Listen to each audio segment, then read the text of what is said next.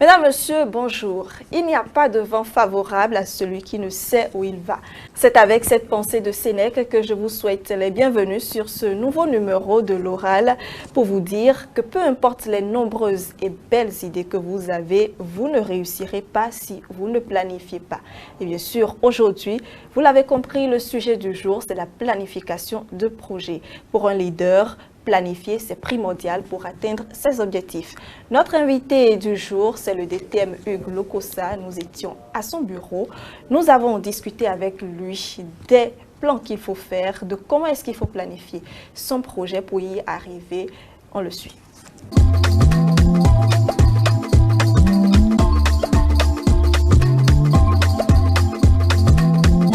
Bonjour DTM. Bonjour Madame Adéossi Brunel. Alors, la planification d'un projet. Pourquoi donc planifier en fait?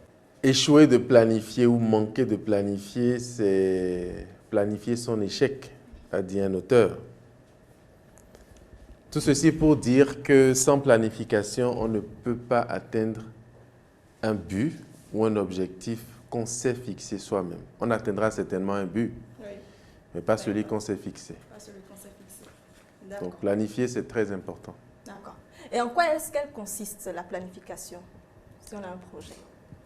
Alors, la planification dans un projet, c'est un peu réussir à prendre différentes couleurs et à la mener à une couleur sur laquelle tout le monde est d'accord. Moi, j'adore les caricatures. Donc, déjà, vous ne pouvez pas réaliser un projet seul. Vous avez forcément besoin de personnes dans vos vies, des personnes qui agissent directement et indirectement.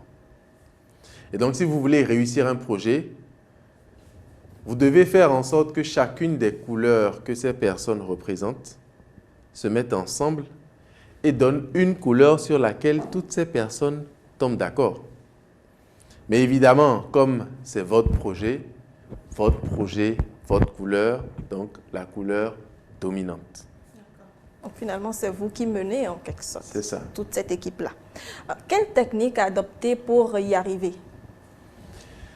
Alors pour y arriver, il y a plusieurs techniques qui existent sur le marché. Celle que moi j'utilise, elle est en plusieurs étapes. Dans un premier temps, il y a ce qu'on appelle en économie les données secondaires. Les données secondaires, c'est un peu ce dont vous disposez et sur lequel vous n'avez aucune espèce de puissance ou de force. Si je prends mon cas par exemple, une donnée secondaire, ce serait mon âge, mon nom, mon prénom, mon diplôme. On ne peut pas les changer. On ne peut pas les changer. Elles sont là et il faut les prendre telles quelles et travailler avec. Ensuite, nous avons ce qu'on appelle les données primaires. Et les données primaires, il faut aller vers elles. Donc, si j'ai par exemple l'intention de faire un doctorat, une donnée primaire, ce serait aller dans cette université à gauche et en plus dans cette université à droite et puis après dans celle-là, essayer de savoir quels sont les prérequis, quel est le coût, quelle durée ça prend. Ça, c'est les données primaires. C'est des données que vous n'avez pas. Et ça implique parfois de discuter avec des gens pour prendre la mesure de la situation. Donc, après avoir pris ces deux catégories de données, vous faites ce qu'on appelle en sociologie un arbre à problèmes. C'est-à-dire que vous mettez sur la table toutes les situations qui se présentent à vous. Et à partir de ces situations que vous catégorisez, vous faites la théorie de changement. C'est-à-dire que vous essayez d'identifier une ligne directrice dans toutes ces situations-là et vous mettez en place un mécanisme pour régler les problèmes. Et quand vous finissez ça, vous devez aussi avoir l'accord des personnes autour de vous. Donc, si je reprends l'exemple du doctorat, vous aurez certainement besoin d'avoir un enseignant-chercheur, vous aurez certainement besoin d'avoir l'assentiment de votre conjoint si vous en avez un, ou de votre copain ou de votre copine. Vous aurez certainement besoin de l'accord de votre employeur si ça va nécessiter un certain nombre d'investissements de votre temps. Donc, tous ces paramètres-là, vous les mettez dans la balance pour sortir la théorie de changement. Et quand vous avez la théorie de changement, maintenant, vous rédigez la note conceptuelle. C'est en ce moment maintenant que vous rédigez votre projet. Voilà ce que je veux, voilà comment je le veux.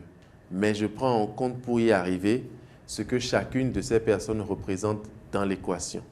Parce que moi seul, je ne peux pas.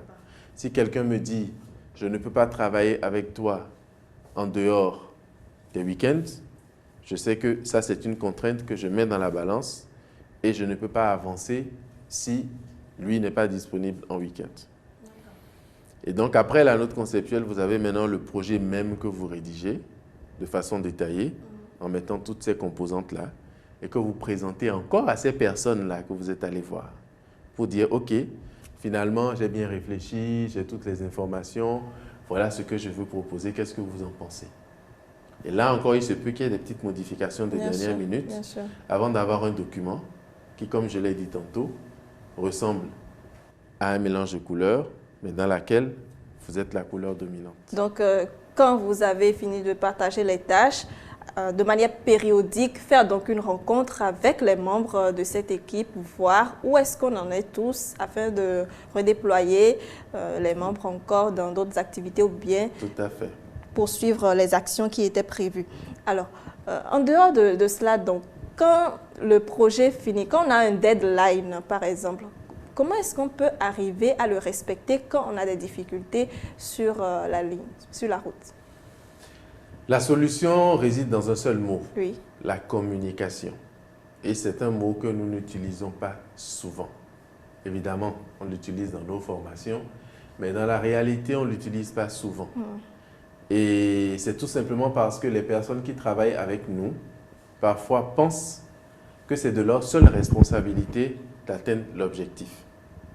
Mais lorsque vous êtes en équipe, c'est très important, dès que vous constatez la première difficulté et que vous ressentez que ça pourrait vous empêcher d'atteindre l'objectif qui vous a été assigné, c'est très important, dès ce moment-là, d'en parler ouvertement. Vous savez, avec les adultes, on ne fait plus de la pédagogie, on fait de l'andragogie. Donc, on n'est plus à l'étape où on vous demande de bûcher vos leçons et de venir les dire. Aujourd'hui, lorsque vous avez un objectif et que vous avez des difficultés pour atteindre l'objectif, il est très important de commencer à communiquer dès maintenant sur la difficulté parce qu'il y a de fortes chances que dans votre équipe, il y ait des personnes qui soient passées par là et qui aient des astuces pour vous aider à avancer. Il arrive dans une entreprise qu'un spécialiste en ressources humaines règle un problème financier ou en contrôle de gestion. Ou que quelqu'un qui est spécialiste dans le marketing aille régler un problème au niveau de l'audit. Vous ne savez jamais par où il est passé ou par où elle est passée avant d'être à son poste. Donc, c'est être un bon leader que de reconnaître qu'on a une difficulté parce que ça ne veut pas dire qu'on veut arrêter le travail, mais plutôt qu'on veut s'enrichir d'informations pour aller plus vite. Très bien. Alors justement, vous parliez d'arrêter le travail par rapport aux difficultés. On peut dire que lors de la planification des projets, il y a certaines difficultés qui, franchement, nous émoussent carrément nos ardeurs. On a envie de déposer les armes, on ne veut plus trop continuer ou bien on marque une petite pause pour reprendre un peu des forces. Comment est-ce qu'on peut gérer tout ça? Quelques conseils. Alors, pour gérer tout ça, je pense qu'il faut déjà reconnaître que lorsqu'on arrive à une énorme difficulté, c'est soit parce que le projet a été mal conçu, donc n'a pas pris en compte les couleurs des autres, comme j'ai dit tout à l'heure, ou il a été bien conçu, mais les objectifs étaient irréalistes.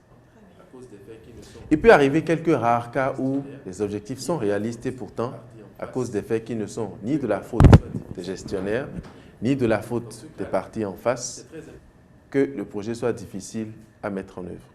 Dans ce cas-là, c'est très important de se rasseoir, de faire une évaluation d'étape et de redéfinir les objectifs. Et là encore, c'est impossible de le faire seul. Comme ça, on va refermer donc cet entretien. Je voudrais que vous nous résumiez en quelques points clés donc les étapes de la planification. Ok, donc je vais résumer en quelques points. Nous avons d'abord allé à l'information, donc données secondaires, données primaires. Nous avons ensuite élaboré un arbre à problème. Quelles sont les difficultés auxquelles je fais face? Et déjà à ce niveau, il faut déjà intégrer toutes les parties prenantes. Il faut ensuite sortir la théorie de changement. Qu'est-ce que je veux apporter de nouveau? Et à partir de cette information, rédigez le projet. Et pendant que vous rédigez le projet, n'oubliez pas le suivi et l'évaluation. Parce que sans ça, le projet sera un projet à échec. Je vais finir avec une citation de mon livre, Oui. L'Esprit du palmier, Oui. qui dit ceci: l'échec, c'est bien le succès, mais le succès en pleine croissance. Quand vous échouez, c'est la preuve que vous avancez. C'est quand vous n'avez rien, ni échec, ni succès, que vous avez des problèmes. Alors retenez donc cette citation du DTM Hugues Lokossa.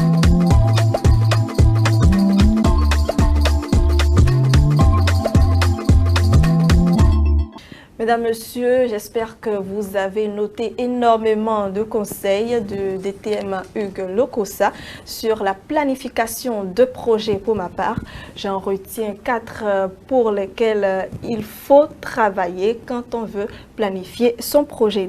Ainsi se termine l'oral de ce jour. C'était la planification de projet. On se retrouve la semaine prochaine.